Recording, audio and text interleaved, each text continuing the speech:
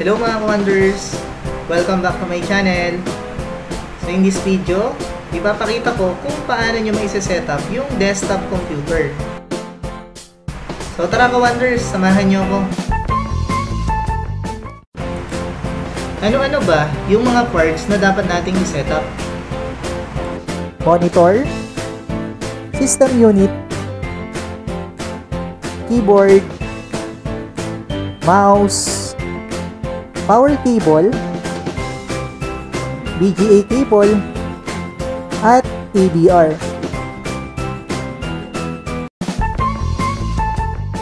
Step 1. Kunin ang monitor at italikod. Sa likod ng monitor, makikita natin yung dalawang port or yung tinatawag nating AC port para sa saksakan ng AC cable or tinatawag din nating power cable para sa magiging power ng monitor. At yung VGA port para naman sa magiging display ng monitor. Unahin natin isaksak yung VGA cable sa VGA port ng monitor.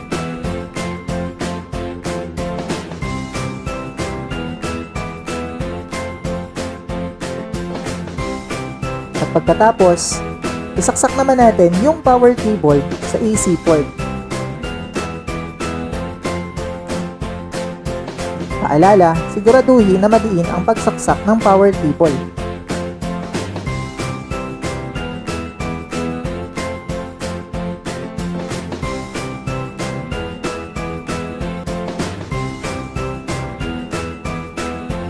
Step 2.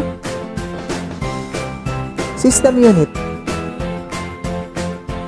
Kunin at italikod ang system unit.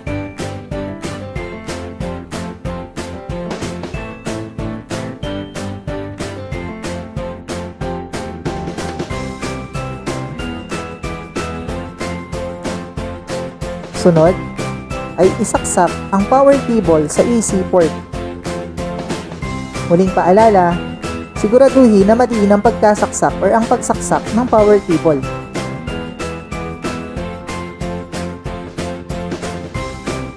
Pagkatapos, isunod ang VGA cable na konektado sa monitor at isaksak ang VGA cable sa VGA port ng system unit.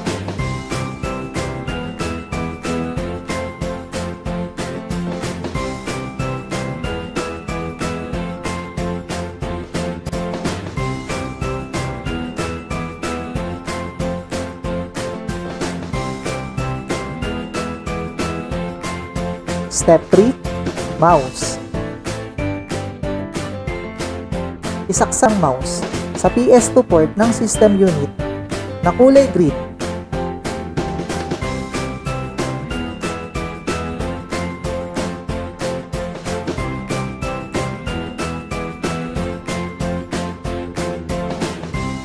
Paalala, siguraduhin na lapat ang pagsaksak.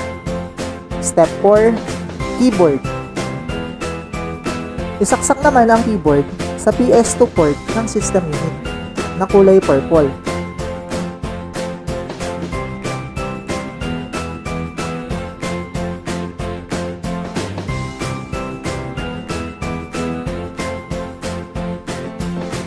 Muling paalala, siguraduhin na dapat ang pagsaksak ng keyboard.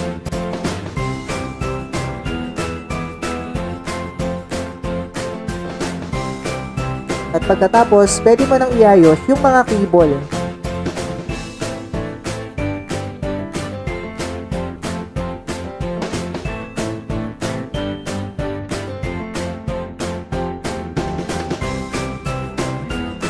Step 5. ABR. Kunin ang ABR at ang AC cable na connected sa monitor at isaksak sa ABR.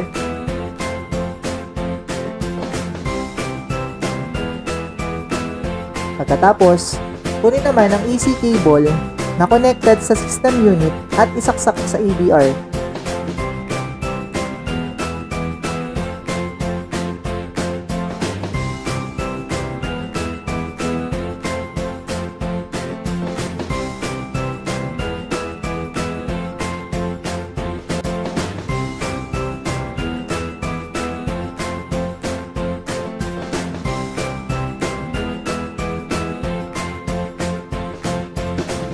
At dito natatapos ang basic setup ng desktop computer.